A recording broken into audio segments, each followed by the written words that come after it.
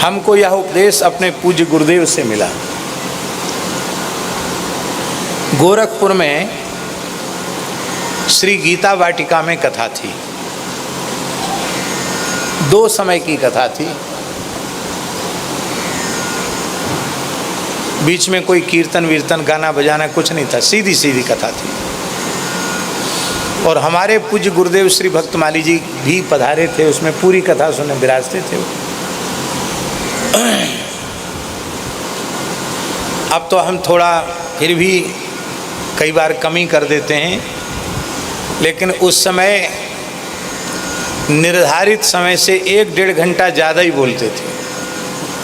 तो 2 समय 6 घंटे की कथा थी, तो कम से कम 8-9 घंटे कथा हो जाती थी रोज।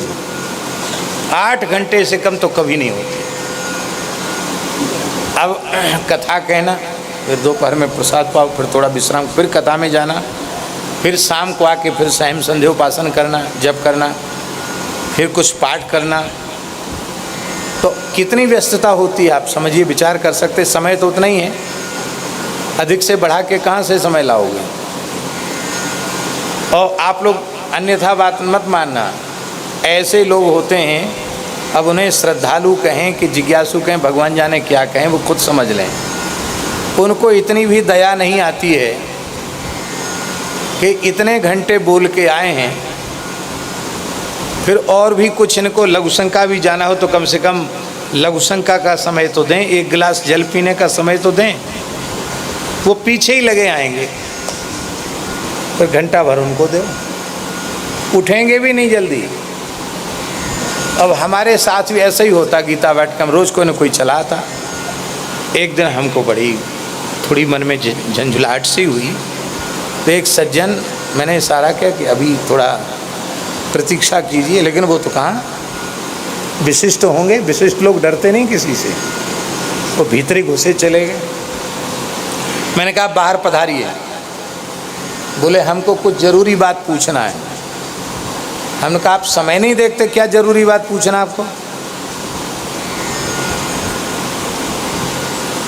अभी हमको भगवान को दीपदान करना है, संध्योपासन करना है, हमको फुर्सत होगी तो हम मिलेंगे, नहीं तो कल देखना, कल देखना, फिर कल समय देखेंगे, विचार करेंगे। कथा ठीक से सुनते नहीं और जिज्ञासा बनी रहती है। यही बात बिल्कुल सही है, कथा ठीक से सुनने वाले के सब समाधान हो जाएंगे। कथा सुनते नहीं तो हम थोड़ी झुंझलाहट में भूल गए, और हमको ये भूल गया कि हमारे पूज्य गुरुदेव भगवान बाहर ही बैठे, वो चौकी पर बैठे थे आराम से। उन्होंने सुन लिया। तो जब वो बेचारा व्यक्ति दुखी होके जाने लग गया, तो उन्होंने बड़े स्नेहपूर्वक बुलाया और बोले देखो, 2 समय कथा कह रहे हैं ना, और पंडित जी ज़्यादा बोलते हैं और श्रमित हो गए होंगे, इसलिए उन्होंने ऐसा कह दिया। उनकी बात सुनकर दुखी मत होना, और तुम अपना प्रश्न बताओ, हम समाधान कर देंगे। वो ये समझता नहीं था कि ये गुरुजी हैं, और महाराज जी का स्वरूप तो ऐसा साधारण, एक धोती फाड़ के 2 टुकड़ा करके वो पहनते थे, फटी पुरानी सी धोती, एकदम साधारण वेशभूषा। उसने ऐसे ही समझा कि जैसे तमाम बाबा लोग कथा सुनने चले जाते हैं, ऐसे ये भी साथ ही आए हैं। तो वो क्या बोला, हम आपसे क्या पूछें, हमको महाराज से पूछना है। तो महाराज जी बोले कि मैं उनका गुरु हूँ। बोलो वृंदावन बिहारी। मैं पंडित जी का गुरु हूँ, वो हमको गुरु मानते हैं। तब उसको कुछ संतोष हुआ कि हाँ, जब गुरु जी हैं तब तो बताएंगे। फिर कुछ पूछा होगा तो उस समाधान करके भेज दिया। बाद में हम जैसे ही अपना नित्य कृत्य करके महाराज जी को साष्टांग करने पहुँचे, तो महाराज जी ने बड़े स्नेहपूर्वक पीठ पर हाथ रखा और बोले, पंडित जी, संपूर्ण इतिहास, पुराण, धर्म ग्रंथ उठाकर देख लो, जिज्ञासु को और जिज्ञासा को सदा आदर दिया गया है। तुमने जैसे फटकार दिया, ऐसे फटकारा कहीं नहीं गया।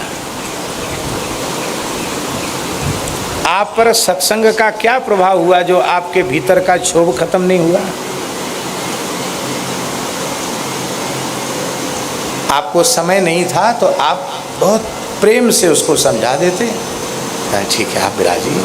लेकिन आपने जिस लहजे में उसको बोला, ये हमारे सनातन धर्म की परंपरा नहीं है। जिज्ञासु और जिज्ञासा, उन दोनों का आदर किया गया।